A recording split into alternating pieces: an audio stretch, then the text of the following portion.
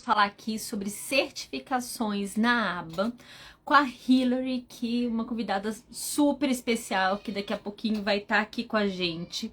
E são dúvidas que sempre estão entre os pais, assim, como é que eu sei se o profissional é de qualidade? Como é que funciona fora do país? E a Hillary, gente, ela é americana, ela tem certificações que são certificações internacionais, então ela vai falar com propriedade, sem contar que ela está há mais de 10 anos no Brasil. Ela trabalha como analista do comportamento aqui há mais de 10 anos. Deixe colocando ela aqui, que aí na hora que ela entrar, ela vou ver qual dos dois ela vai entrar. E o que nós vamos conversar aqui? Para começar, né? O que é um serviço aba? Aqui! Olá, Hillary, tudo Oi, bem? Oi, tudo bem? Você está me ouvindo e vendo e tudo? Eu não estou te vendo, mas estou te ouvindo. Tá certo, deixa eu ver. Ah, eita, não sei por quê. Ai, Tá tá pertinho, virada a tá na tela. câmera. Virar. Isso. Olá! Oi, tudo bem, Prazer Dani? tê-la aqui. Tudo bem com você? Tudo! Gente, só avisar assim, nós nos conhecemos no evento do Hanley, do Gregory Hanley, ano passado. Nós Isso. estudamos sobre a isca juntas. Estava apresentando você, né? Porque é muito interessante que nós brasileiros adoramos importar. A gente quer importar modelos e nem sempre as coisas cabem direitinho aqui. E Verdade. você conhece as duas realidades. Você conhece a realidade nos Estados Unidos e a nossa realidade aqui. E vai ser riquíssima essa live. Então, eu já aviso para o pessoal: olha, compartilhem, compartilhem. Poderia falar um pouquinho da sua carreira, como é que você veio dos Estados Unidos para cá, contar um pouquinho da sua história? Ok. Eu sou dos Estados Unidos, eu passei 2 anos fazendo trabalho voluntário na Mongólia. Eu conheci meu marido lá, ele é brasileiro, então fazem uns 13, 14 anos que eu estou aqui. Eu estou na área da ABA os últimos 5 anos, mas eu trabalhei nos Estados Unidos e aqui, e hoje em dia eu tenho uma empresa oferecendo serviços em análise do comportamento aplicada com clientes aqui em Florianópolis. E eu também tenho uma escola de inglês que usa a ciência de aba para ensinar, enquanto eu estou trabalhando online nos Estados Unidos também. Isso, eu achei interessantíssimo essa questão, porque muitos dos artigos, das pesquisas que nós vamos em inglês, é uma forma de comunicação internacional. E se a pessoa não domina, e existe o inglês técnico, porque não é aquele inglês de filme, a aba tem uma linguagem própria. Eu achei interessantíssimo esse serviço que você traz, e espero que cada vez as pessoas conheçam mais para acessar a ciência, né? E aí eu vou te fazer uma pergunta: o que é um serviço aba? Tá, eu só vou falar uma coisa. Você falou sobre esses artigos em inglês. Uma vez por mês eu ofereço uma aula gratuita de inglês ABA. Então, se pessoas querem vir aprender inglês com essa linguagem técnica, podem ver. Serviços em ABA, eu não sei se vocês chamam de outra coisa, mas são serviços em aba, em análise do comportamento aplicado. A gente faz avaliação com a criança, com os pais, a gente mede onde a criança está, cria um currículo a partir disso e a gente busca construir habilidades e diminuir comportamento problema com esses serviços. E perguntar assim, essa questão dos serviços aba, eu vejo muito aqui no Brasil a gente ligar isso a autismo. E como é que nos Estados Unidos Sim. esse contexto? Existe essa preocupação de ir para outras áreas? Outra questão também, aproveitando, os profissionais que estão envolvidos nisso, eles são só psicólogos? Então, hoje em dia você não vai achar alguém que trabalha com algo que chama de psicólogo lá nos Estados Unidos. É só analista do comportamento porque a gente tem regulamentação, a gente tem até licenciatura que eu tenho do estado de Michigan. Então, quando você obter serviços em aba nos Estados Unidos, sempre vai ter essa forma escalonada que sempre tem a AT trabalhando com a criança e um BCBA, ou analista do comportamento, fazendo a supervisão desse caso. Nem sempre não é só para a ABA, é para outros atrasos de desenvolvimento, é para outras áreas, até a psicologia comportamental. Então, sim, é mais abrangente. Mas aqui também, né? É uma formação acadêmica muito diferente da nossa, né? Eu vejo assim pelos meus colegas que fizeram mestrado nos Estados Unidos, fizeram a graduação mesmo. Desde a graduação, ela tem grandes diferenças. E você trouxe uma coisa que eu achei tão interessante do AT sendo supervisionado, é que nós temos essa supervisão no período da faculdade.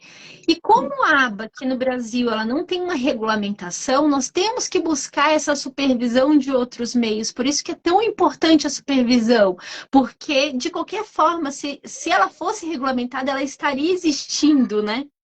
E aí, é, essa estrutura da aba nos Estados Unidos, como é que é? Eu queria entender melhor essa estratificação de quem é esse AT, quem é esse, se existe essa figura do coordenador, quem são essas pessoas e se eles estão um acima do outro ou não, e qual é a formação que eles precisam ter para ser essa figura.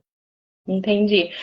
Beleza. Então, para ser AT, só precisa de ter terminado o segundo grau e ter supervisão. Tem que completar esse treinamento de 40 horas para RBT ou alguma coisa, é interessante. Em muitos estados é requerido. Mas para ser um supervisor, um BCBA ou QBA ou outro, tem que fazer pós-mestrado e eu quero destacar isso porque tem essa ideia de que a gente não tem pós nos Estados Unidos, mas isso é porque a gente tem pós e mestrado e a gente chama as duas coisas de mestrado e a gente não vê diferença. Pós-mestrado, prática supervisionado e tem que fazer um exame.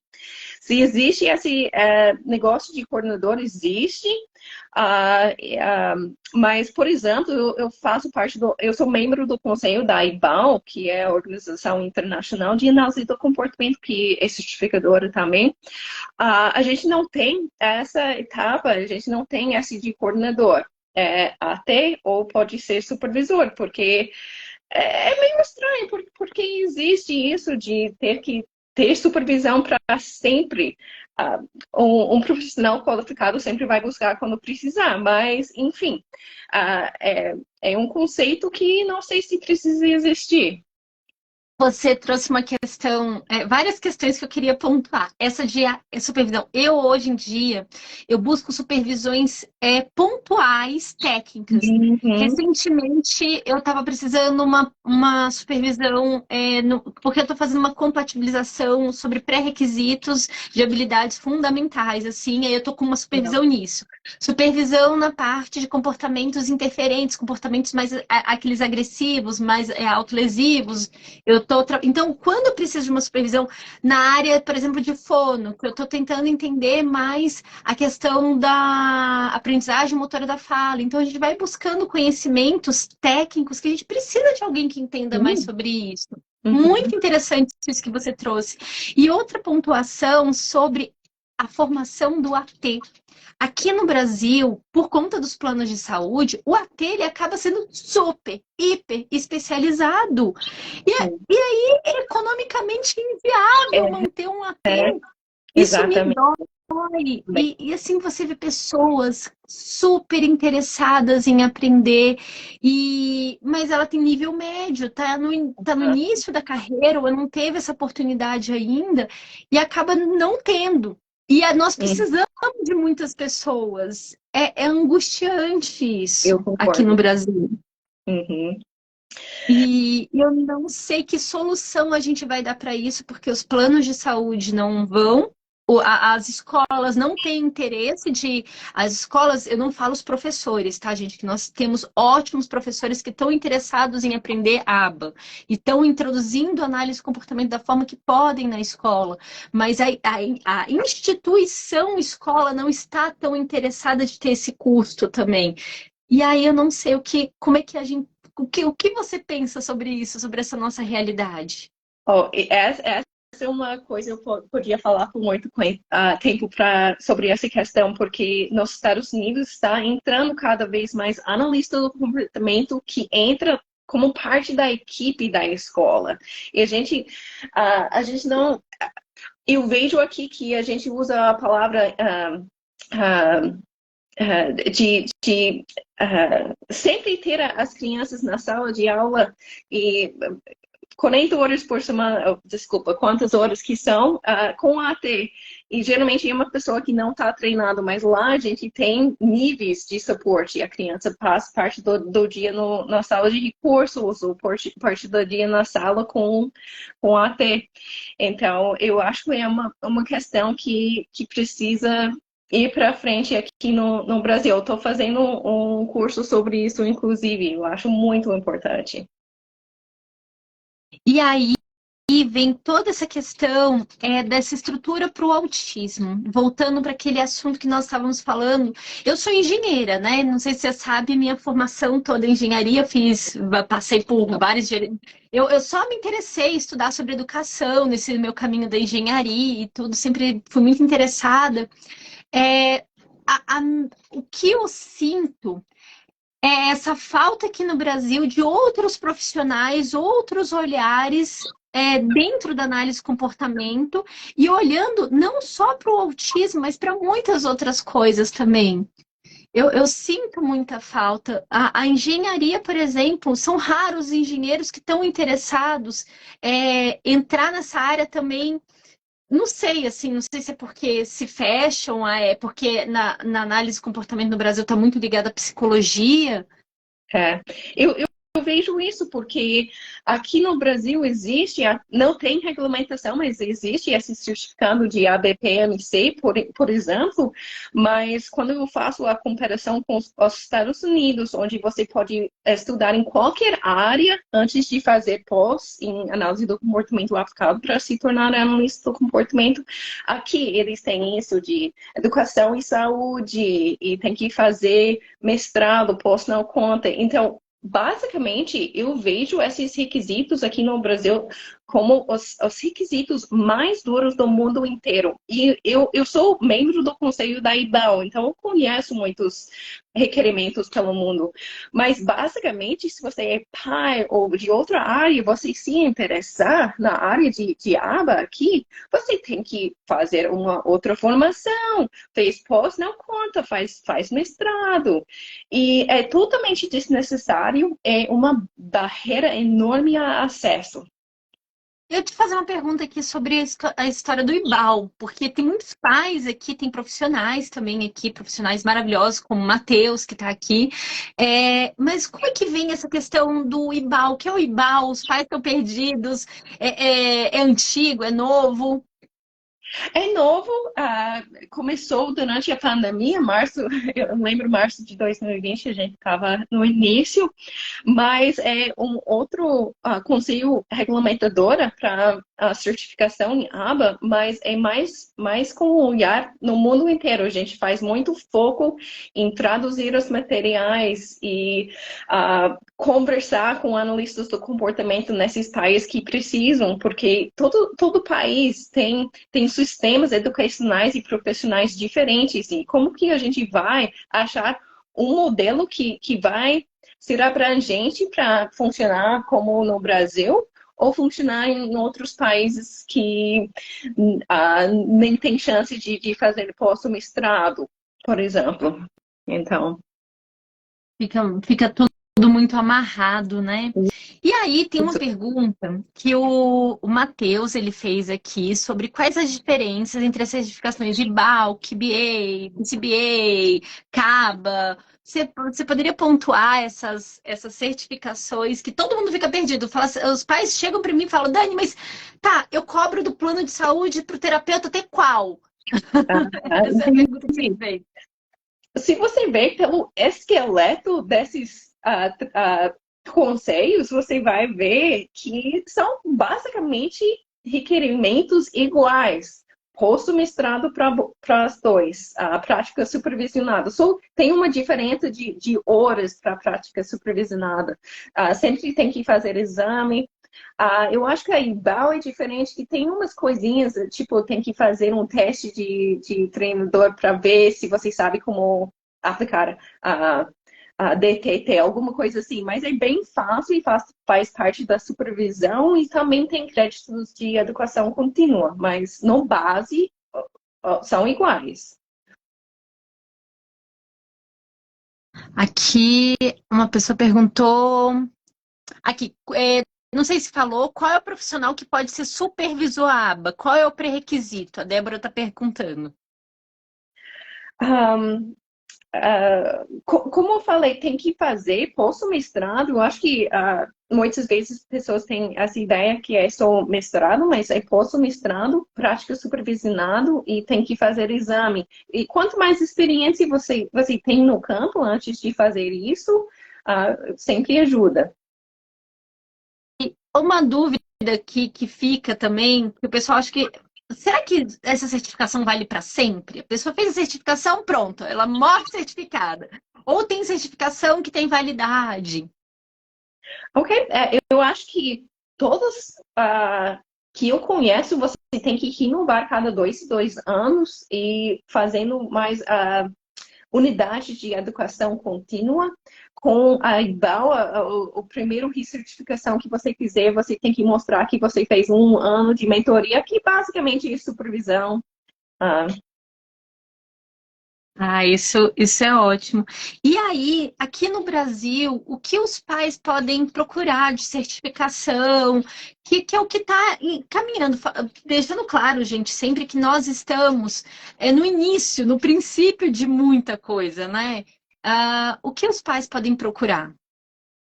eu acho muito interessante procurar esses posts online. Eu acho muito interessante ter a opção de fazer online, mas esses posts online que dá para estudar, mestrado, geralmente você tem que se mudar para outro estado até para fazer.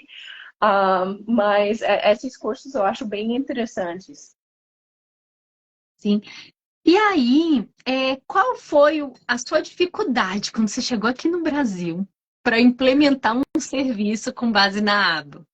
Assim, convenhamos, nesses últimos 10 anos as coisas mudaram muito. Eu imagino que Muito. deve ter sido assim, um caminho tortuoso. Certo. A primeira pergunta, a primeira questão, eu acho que a pessoa sempre pergunta se eu sou psicóloga, mas eu sou analista do comportamento, eu tenho licenciatura nisso. Um, Outra barreira que eu vejo são os conceitos quanto à carga horária de análise do comportamento aplicado. Nos Estados Unidos, quando você indica uma carga horária mais ampla para crianças, pais falam com os amigos, com os colegas e, seu filho está fazendo 15 horas semanais, então eles aceitam fazer essa carga horária. Aqui, quando eu indico uma carga horária mais ampla, pessoas falam com os amigos e colegas e, olha, se o filho está fazendo 2 horas semanais com a psicóloga, então pessoas não estão aceitando, mas ao mesmo tempo eu vejo essa diferença. Eu tenho clientes online dos Estados Unidos que fazem 15 horas semanais para cima e esses comportamentos interferentes acontecem de vez em quando, mas nossa base, o princípio, a gente está treinando a aquisição de habilidades. Quando pessoas entram aqui e lá com outra psicóloga estavam fazendo 2 horas semanais de terapia ABA, entre aspas, e eu vejo que nem dá para ficar aplicando programas que a gente passa tanto tempo lidando com esse comportamento problema. Eu tenho um amigo que ele estagiou lá nos Estados Unidos e ele estava falando assim: Nossa, Dani, aqui as clínicas são lindas, são lindas. Lá as clínicas são muito mais simples, mas é pegar a criança e ir para o parquinho, para a rua e vai para a escola. É uma coisa muito mais simples. E aí, toda a terapia está nessa carga horária do dia a dia, ao invés de estar num local mais sofisticado. E sim, existem clínicas sofisticadas lá também, mas ele mostrou assim como impressionado, porque ele falou assim: eu vou para os Estados Unidos, já imaginava aquela clínica com LED, high-tech, toda chique. E aí chegou lá, simples, mas a criança estava a vida dela estava inserida na terapia, não o contrário, né? Ela não tirava a criança da vida e vamos fazer terapia. Eu nunca parei para pensar sobre esse fato, mas realmente isso. E você vai ver que também na roupa do profissional lá vai ser muito relaxada, de moletom. Aqui é muito mais chique. Mas eu acho que é uma boa pontuação que seu amigo fez. Tem isso. Eu achei isso muito interessante que ele trouxe. E outra questão também é sobre que eu estava discutindo com ele sobre essa questão do PEI, né, do plano de ensino individualizado, que aqui normalmente nós pegamos a questão do VibMap. O VibMap é o que se mais usa e eu gosto do VibMap, não é uma crítica ao VibMap. Mas a questão é que o pessoal está pegando o VibMap e querendo colocar as crianças no VibMap. Enquanto ali, ele falando assim: Dani, a gente usa tantos protocolos aqui, é uma riqueza. E você sente isso aqui também? Não sei se isso daí.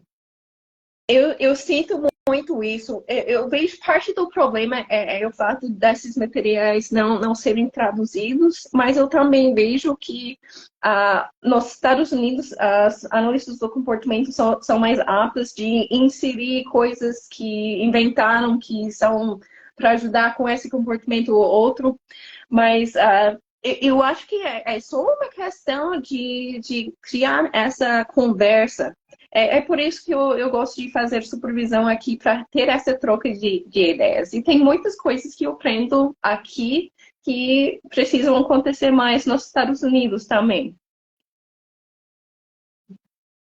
O Isaías já vai para uma outra amiga minha que é fono, que foi para os Estados Unidos, e ela falando assim: nossa, Dani, as mães lá, quando eu começava o atendimento, porque é aquela que é mais aquela carinhosa, aquele jeito brasileiro que a gente tem, né? De ser Sim. meio fofinho com as coisas. E ela falando que as mães sempre falam: não, eu quero a terapeuta brasileira. E na área de fono. Engraçado. Ela, Mas ela achou isso curioso. é muito interessante. Eu vejo que uma contraponto é que nos Estados Unidos é tão fácil de obter os serviços, planos de saúde, o plano público já paga, que quando você vai indicando dicas para os pais seguiram, eles não ligam muito. Mas aqui é uma luta enorme e que a hora que alguém te dá uma dica, pessoas são muito mais receptivas, muito mais prontos para fazer parte da terapia também, da terapia contínua em casa, né? Eu acho que a gente tem tanta pobreza de informação, a gente precisa de informação, a gente está com sede, né? Por Sim. esse acesso, como você trouxe a questão dos instrumentos. Isso daí é uma coisa que me dói muito, que nós precisamos desenvolver mais instrumentos para a nossa vida, para o nosso contexto. As escolas brasileiras, eu vejo que assim, pessoal, eu não sei se você fica desconfortável com isso que eu vou falar, alguns analistas ficam. Vamos falar que nós tivemos o Big Bang da aba, que é a consolidação da ciência e o entendimento de todos esses conceitos como ciência. As pessoas acham que a gente está aqui, mas nós estamos aqui desenvolvendo muitas ferramentas, principalmente Uhum. para o contexto escolar. E aí, o contexto brasileiro escolar, existem diversos contextos aqui. E Sim. nós precisamos desenvolver ferramentas para esses contextos e empoderar esses professores de falar, não, vamos. E aqui também a ciência acaba sendo muito rígida na forma de desenvolver. Isso me faz lembrar, por exemplo, a questão da fluência comportamental nos Estados Unidos, né? Que eles deixaram de publicar tanto e foram para dentro das escolas para conseguir desenvolver de forma mais rápida. Sim. E Sim. a gente conscientizar, a gente levar essa questão. Só que para tudo isso precisa do seu inglês. Precisa de ensinar esses professores esse inglês técnico. E você poderia falar mais um pouquinho como é que você está desenvolvendo essas turmas? É, a minha escola de inglês é uma escola normal, assim, não tá dirigido para ensinar inglês para ABA.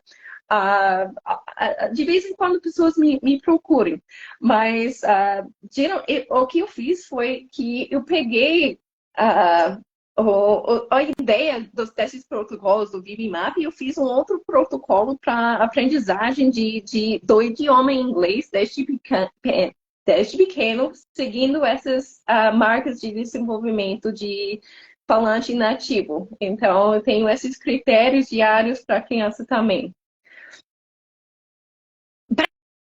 Então, se eu. É porque assim, eu tenho muita dificuldade, eu consigo entender. Por exemplo, o Hanley, quando veio, eu entendi tudo que ele falava, mas eu tenho uma dificuldade, parece que assim, eu sou autista também, não sei se você sabe, eu sou autista, e parece que na minha cabeça, na hora de organizar essas coisas para pronunciar, vira uma bagunça na minha cabeça. Você conseguiria, por exemplo, modelar essa questão para mim, por exemplo, nessas avaliações, nesses critérios, para eu. É possível É possível, trabalhar? sim. Geralmente, o que eu faço é bem simples. Eu vejo as palavras que você está tendo dificuldade de falar, então faço mais do estilo de DTT, que durante a aula, aleatoriamente, vou apresentar essa palavra e pedir para você falar. Então, eu posso usar isso como aprendizagem sem erro, já falando a resposta e você repetindo, ou tirando isso, só pedindo para você falar. Gente, só para vocês terem noção, assim, é porque falar é aprendizagem motora, basicamente isso. A gente precisa de ter mais repetições e consistência nisso. E para uma pessoa que já tem uma dificuldade como a minha, não é fácil. E ela estruturou um passo a passo, com base na análise de comportamento aplicado para você aprender inglês. E isso daí é simplesmente incrível. Se você não sabe inglês nessa área, se você não sabe, você não é um bom ouvinte, as habilidades, né? Os eixos. Eu fiquei encantada, você dividiu em eixo, né? Você tem que ser um bom ouvinte, você tem que saber ter esse processo de praxe, né? De você ler e tomar decisões com base nisso, ou ouvir e tomar decisões com base nisso. Incrível o seu trabalho. Eu acho Incrível. muito. Eu quero conhecer mais. E quando vai ser a próxima turma que vai ser ao vivo, que é gratuita para o pessoal acessar? Já tem data?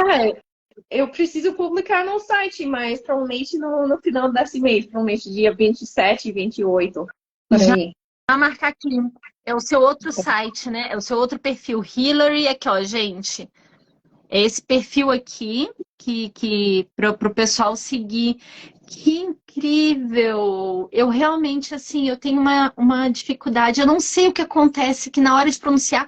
E aí, como eu agora sou beijo com essa parte de redes sociais, eu passo vergonha. Porque eu entendo que a pessoa fala, eu não consigo conversar em inglês. E eu tô louca para ir para os Estados Unidos. Meu supervisor tá me enchendo o saco para publicar na revista Acceleration um artigo. E eu falo assim, gente, se acontecer, eu não vou saber. Eu não vou saber. Eu vou chegar lá e vou ficar igual uma pamonha. Não sei se você conhece esse termo. Eu vou ficar lá olhando o pessoal falando, hum. Uhum.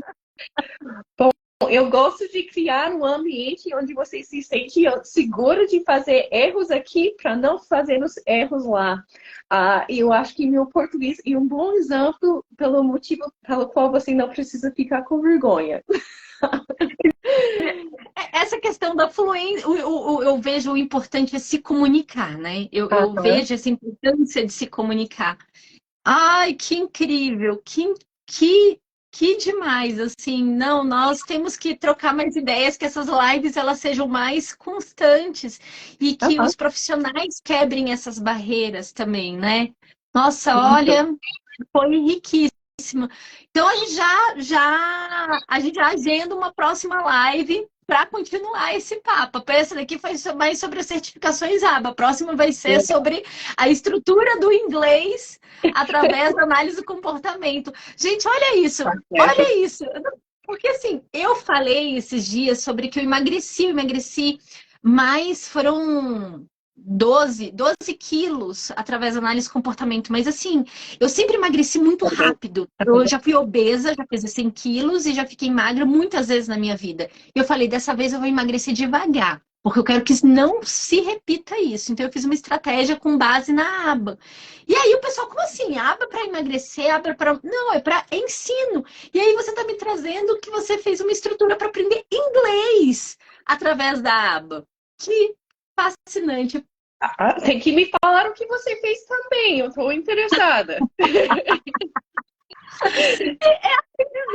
É todo. Eu fui. Sabe o que eu fiz? Eu fiz exatamente um plano de ensino individualizado para mim. Fui no médico, fiz exame, procurei uma personal trainer para fazer meus treinos, para fazer minha avaliação física também. Aí, com os exames e tudo, vi minhas limitações. Então, eu vi meus comportamentos que interferem, minhas barreiras, né? Olhei quais eram o meu estado físico agora, do que eu tinha de potencialidade, o que eu gostava. Então, eu usei muito café. Porque eu gosto muito de café, usava algum lanchinho depois que eu comia, alguma coisinha assim, porque era só para reforçar o comportamento para fazer exercício físico. E escolhia minhas refeições que eu mais gostava. Então, para mim, o jejum, deixar de comer um trecho, para mim é tranquilo, desde que eu tomo meu café da manhã e almoce. Pronto, o resto tá tranquilo. Então, eu estruturei em cima disso com nutricionista, toda a equipe instrumentalizando, desenvolvi meus programas com objetivos a curto prazo, e aí eu fui seguindo. E de pouquinho em pouquinho. Comecei fazendo 5 minutos de exercício físico só. Ah, que bacana! Achei bem legal. Eu vou procurar fazer também. Foi Legal. bem lento, para não doer. Legal. Ai, que conversa gostosa. Muito obrigada pelo bate-papo. Se vocês ainda não conhecem, não seguem a Hillary, eu vou colocar aqui na descrição da live. Eu posso deixar essa collab entre nós duas? Entre nossos canais? Sim, ótimo. Então, eu vou fazer uma capinha e colocar. E aí, eu te aguardo para a próxima live. Bacana, muito obrigada pelo tempo, Eu Dani. que agradeço. Um beijo, gente. Até mais. Tchau.